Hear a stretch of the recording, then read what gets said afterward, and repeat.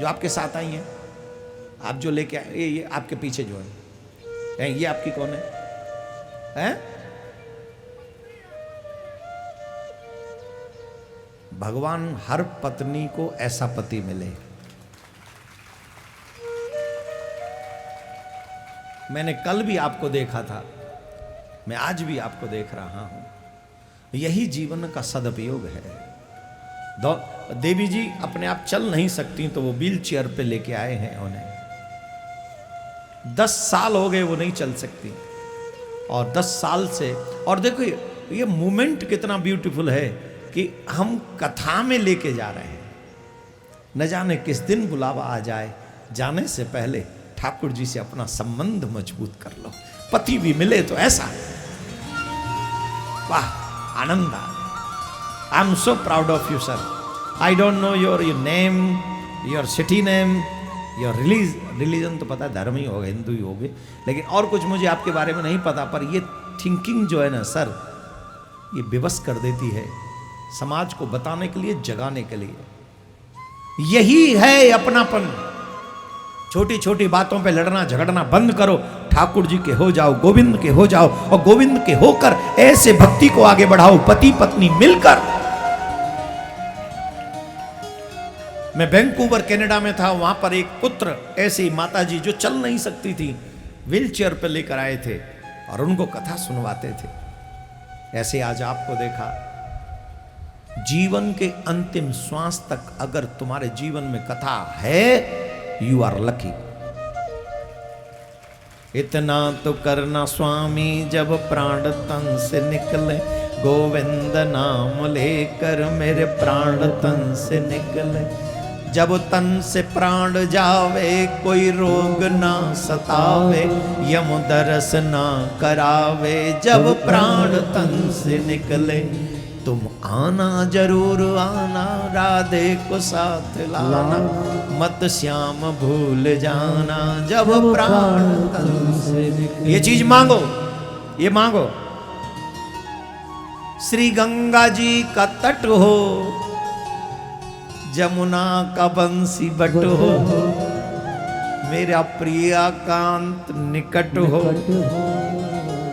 जब प्राण तन से निकले, हे नाथ, जब मेरे प्राण निकल रहे हो तो आपके अधरों पर स्माइल होनी चाहिए।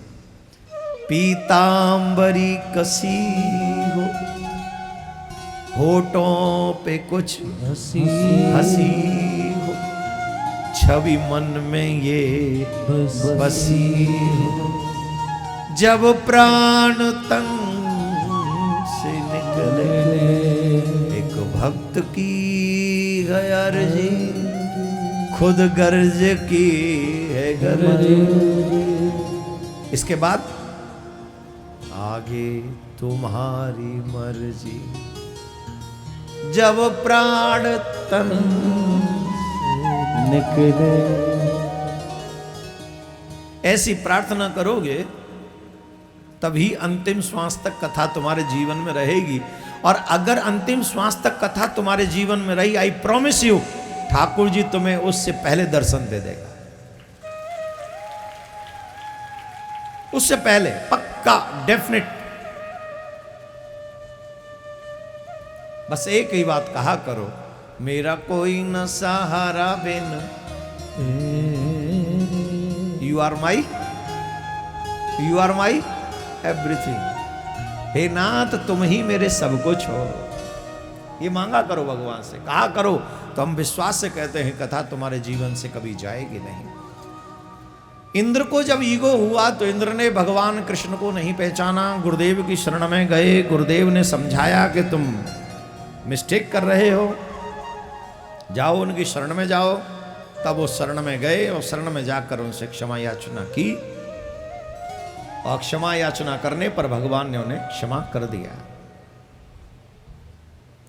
ऐसे ही भगवान अभिमान को प्रिय नहीं करते, जो अभिमान होते हैं उसको दूर करते हैं। आप लकी हो जो यहां पर बैठे हैं। एक बात से आपको संतोष कर लेना चाहिए कि ठाकुर जी ने आपको अपनी कथा से निकाला नहीं है, बल्कि अपनी कथा में स्थान दिया है। यह भाग्य है। जोर से बोलना पड़ेगा। और ये बात तो मैं इसलिए तो नहीं बोल रहा कि लोग नहीं है पंडाल में। सच ये है कि पंडाल में बैठने की जगह नहीं है। एक सोफा दूसरे के आगे लगाना पड़ रहा है क्योंकि लेट आए इसलिए। पहले आ जाते तो पहले सेटिंग कर देते, वो लेट आएंगे तो जितने और लेट आएंगे तो एक और बढ़ाओ आगे। मुझे तो डर है कहीं यहाँ ना लगा दे सोफा और कोई और आ जाए तो पता चले बोले महाराज आप साइड में बैठो, थोड़ा यहाँ लगाना है क्योंकि ये हवा है।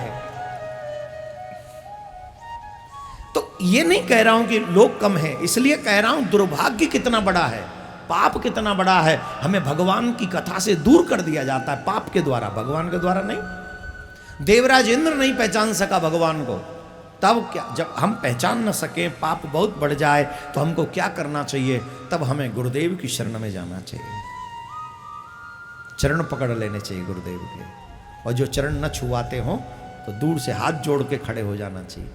कई लोग ऐसे न हो कि आप ही ने तो कहा था कथा में चरण पकड़ लेने चाहिए, फिर आप हमको क्यों नहीं छूने दे रहे हैं?